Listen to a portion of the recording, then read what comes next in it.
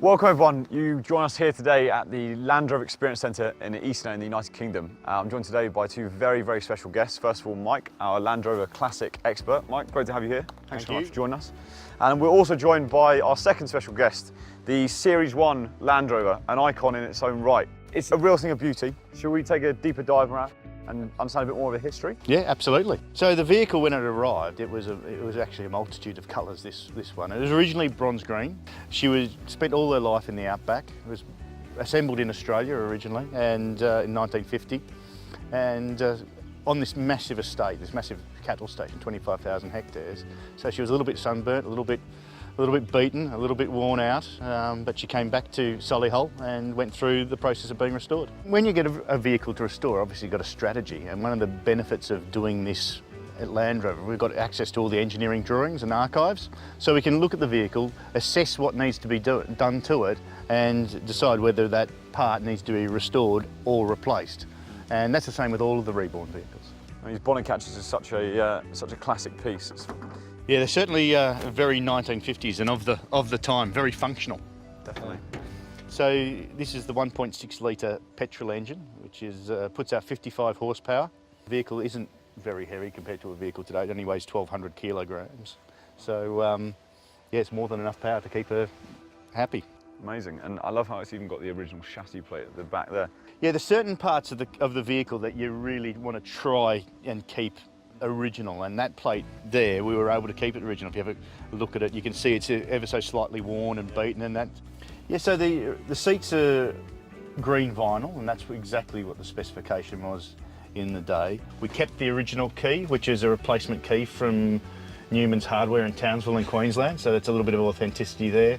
One step they put in the early Land Rovers was to make sure that you had minimum process for operating the vehicle, which is one of those things which has stayed in the vehicle today. Hill descent control works exactly the same way in a modern Land Rover.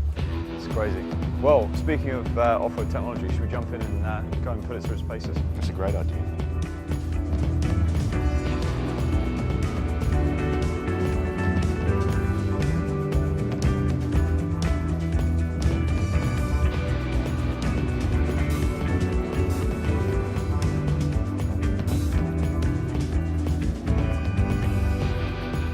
So Series 1 is a term that was given to the vehicle in 1958 when the Series 2 came out. And all the vehicles previous to that Series 2 model became Series 1s. And you have a mix of products.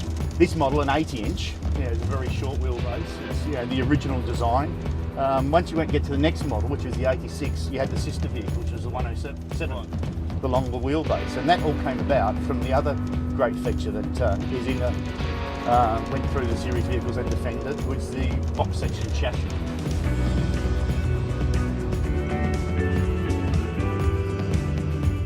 So this obstacle here, this A-shaped pattern, is going to be slightly interesting in this vehicle because we don't have traction control or locking E-diffs or anything like that. So we might get to a point where the vehicle gets two wheels in the air and it may stop. So what we'll need to do there is back off.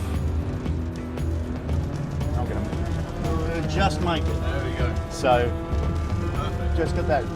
And that's the thing of planning, once again, planning your route, planning your off-roading, and what you're going to do. And in the case, if you do get stuck, how are you going to get out of it?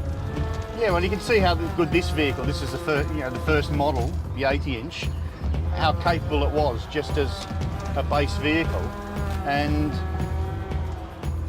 as I suppose the world's become, technology has moved, this really benchmarked the ability of Land Rover. Oh, it just takes it in its stride. Incredible.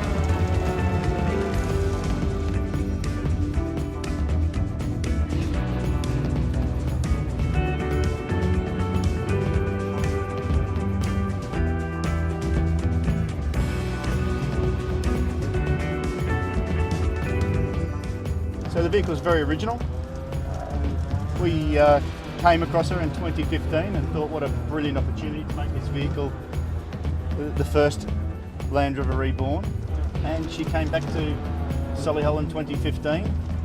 And first thing we did was took her back to where she left as a box of parts. And then we took her into part of the factory alongside the Defender line where the engineering department originally was in 1948, which was a really nice little feature, and she was rebuilt there, so it was almost starting from scratch. It was quite an incredible thing to be able to be there back where it started life and have this vehicle in restoration.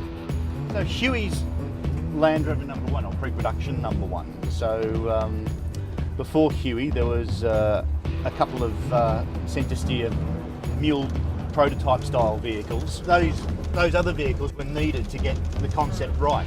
Having the vehicle correctly set up, as you would a Discovery, current Discovery or an Evoque or Sport or whatever, it'll give the customer and driver the confidence to operate the vehicle where you may not normally take an everyday car. I mean, the innovation really is in the four-wheel drive system, that ease of use, and the chassis. One of the things with the Series 1 vehicles is because the development was so rapid. You know, they went from nothing to, you know, the launch of the actual production line in 10 months. Wow, So 10 months? in 10 months, yeah. So yeah, from the end of 1947, and suddenly the production line was running in June, July 1948.